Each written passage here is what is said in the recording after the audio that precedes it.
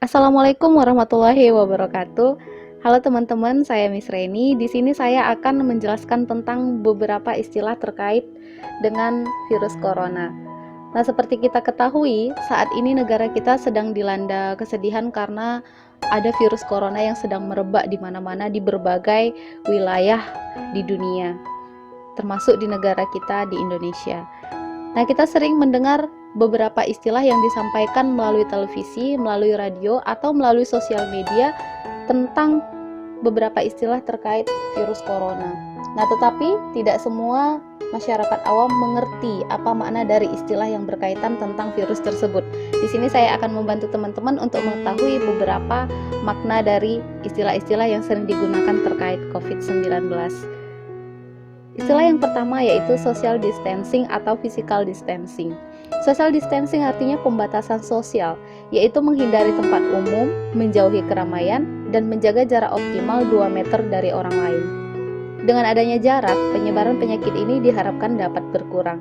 Kemudian ada lagi istilah baru terkait istilah ini, yaitu physical distancing atau pembatasan fisik. Organisasi Kesehatan Dunia atau World Health Organization atau disingkat WHO mengubah penerapan social distancing menjadi physical distancing. Nah, jadi kalau teman-teman mendengar istilah social distancing atau physical distancing, kedua istilah ini merujuk pada makna yang sama. Istilah kedua adalah lockdown. Lockdown artinya karantina wilayah, yaitu pembatasan pergerakan penduduk dalam suatu wilayah termasuk menutup akses masuk dan keluar wilayah. Jadi selain pergerakan di dalam wilayah tersebut dibatasi, maka penduduk juga dilarang keluar wilayah tersebut, atau penduduk di luar wilayah tersebut dilarang juga masuk ke dalam wilayah tersebut. Misalnya, penduduk dalam kota Medan, mereka dibatasi pergerakannya, dilarang ke tempat-tempat umum seperti tempat wisata, tempat makan, dan lain sebagainya. Kemudian masyarakat kota Medan juga dilarang untuk keluar wilayah kota Medan, atau orang lain yang di luar wilayah kota Medan dilarang masuk juga ke kota Medan. Penutupan jalur keluar masuk serta pembatasan pergerakan penduduk ini dilakukan dengan tujuan untuk mengurangi kontaminasi dan penyebaran penyakit COVID-19. Istilah yang ketiga adalah istilah suspek.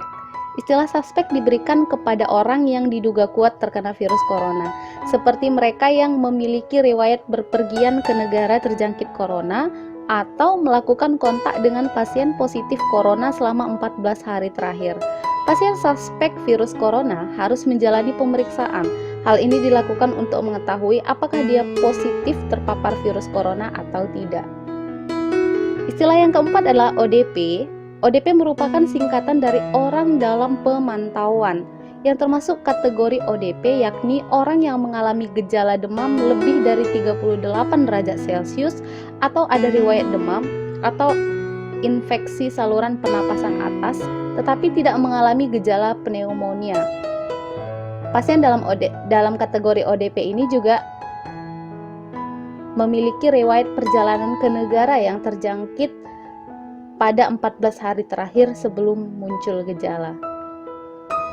Istilah yang kelima adalah PDP, yang merupakan singkatan dari pasien dalam pengawasan virus corona, yang termasuk dalam kategori PDP yakni orang yang mengalami gejala demam tinggi lebih dari 38 derajat Celcius atau ada riwayat demam, kemudian infeksi saluran pernapasan, kemudian mengalami pneumonia ringan hingga berat.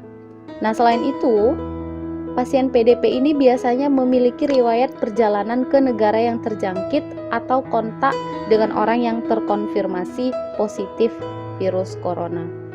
Yang keenam adalah istilah karantina. Karantina adalah tindakan pengasingan yang dilakukan untuk mencegah masuk atau tersebarnya bahaya virus corona. Dalam hal ini, seseorang bisa melindungi diri agar tidak terkena ancaman penyakit virus corona. Karantina menjadi langkah pencegahan untuk melihat apakah seseorang berpotensi mengalami gejala sakit atau tidak. Contoh tindakan karantina dalam kasus penyebaran virus corona antara lain melakukan karantina diri dan keluarga masing-masing di rumah, meliburkan sekolah, tempat wisata, hingga ruang publik. Hal ini dilakukan untuk mencegah berkumpulnya banyak orang dalam suatu ruangan. Istilah yang ketujuh adalah isolasi. Isolasi adalah tindakan yang dilakukan apabila seseorang memang sakit, Lalu untuk menghindari orang lain tertular virus, maka orang yang sudah terlanjur sakit tersebut akan dilakukan pemisahan diri.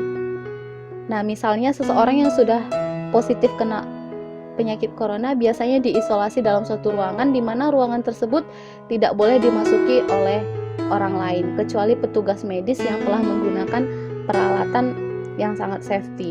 Nah, isolasi ini merupakan tingkat paling parah dalam menghindari kontak dengan orang lain. Jadi saat seseorang dinyatakan positif terinfeksi corona, maka dirinya harus diisolasi selama beberapa hari hingga pasien tersebut dinyatakan benar-benar sembuh. Nah, istilah yang ke-8 adalah flattening the curve atau pelandaian kurva. Nah, pelandaian kurva ini merupakan istilah yang digunakan dalam bidang epidemiologi untuk upaya memperlambat penyebaran penyakit menular seperti COVID-19. Nah, sehingga fasilitas kesehatan memiliki sumber daya yang memadai bagi para penderita. Kurva menggambarkan prediksi jumlah orang yang terinfeksi virus corona dalam rentang waktu tertentu. Jumlah penderita yang meningkat drastis dalam periode yang sangat singkat, misalnya hanya dalam waktu beberapa hari, digambarkan sebagai kurva tinggi yang sempit. Nah, jadi kalau kita melihat tayangan di televisi atau di sosial media, kita seringkali melihat perkembangan merebaknya virus corona menggunakan kurva. Nah, jadi dari kurva ini kita tahu dalam jangka waktu beberapa hari pasien yang sudah terinfeksi sebanyak berapa orang. Nah, gitu. Biasanya kita ditampilkan kurva ini untuk mempermudah penyajian data. Nah, jadi jumlah penderita yang membludak membuat penanganan tidak bisa dilakukan secara optimal. Hal ini karena jumlah penderita melampaui kemampuan dan kapasitas fasilitas kesehatan. Misalnya jumlah tenaga medis, jumlah ruangan, jumlah tempat tidur, dan alat yang tersedia di rumah sakit tidak cukup untuk menangani semua pasien. Nah, kondisi tersebut menyebabkan tingkat kematian menjadi sangat tinggi karena tidak semua pasien mampu ditangani. Biasanya pasien yang diutamakan merupakan pasien yang memiliki angka harapan hidup lebih tinggi. Nah, seperti yang kita ketahui, salah satu negara yang penyebaran virus coronanya sangat cepat adalah negara Italia.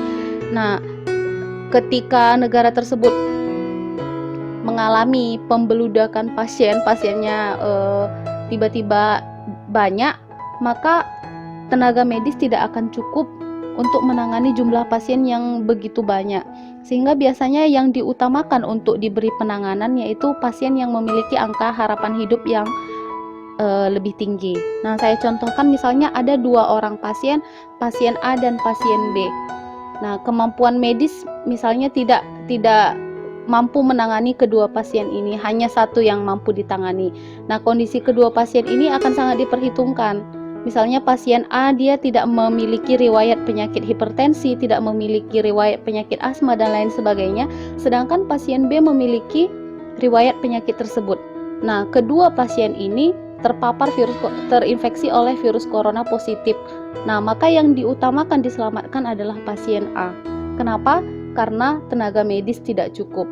Nah, jadi bisa kita bayangkan kalau tiba-tiba misalkan dalam satu hari tiba-tiba jumlah pasien mencapai 100 dalam satu hari dalam suatu daerah, maka kalau daerah tersebut tidak mampu menangani 100 pasien tersebut, maka akan dipilih pasien yang memiliki angka harapan hidup lebih tinggi. Nah, tetapi meskipun jumlah penderitanya sama, namun jika laju pertambahannya lebih lambat atau dapat digambarkan dengan kurva yang lebih panjang dan landai, maka tingkat keselamatan akan lebih tinggi karena dapat didukung oleh tenaga medis, sarana dan prasarana yang memadai.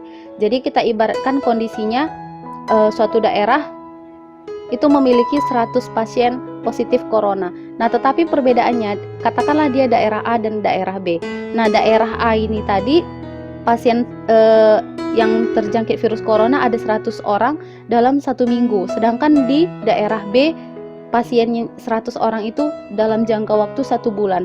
Nah, tentunya angka harapan hidupnya akan lebih banyak di daerah B dibandingkan dengan daerah A karena tidak terjadi ledakan jumlah pasien. Nah, seperti itu kira-kira. Nah, untuk itu cara yang dapat kita lakukan untuk pelandaian kurva ini, yaitu dengan social distancing atau physical distancing, lockdown, karantina, dan isolasi. Nah, untuk itu marilah kita bersama-sama memerangi virus corona dengan cara taat terhadap kebijakan yang dibuat oleh pemerintah, dukung tenaga medis dengan tetap berada di rumah. Jagalah kesehatan Anda. Semoga Allah Tuhan Yang Maha Esa selalu melindungi kita semua. Wassalamualaikum warahmatullahi wabarakatuh.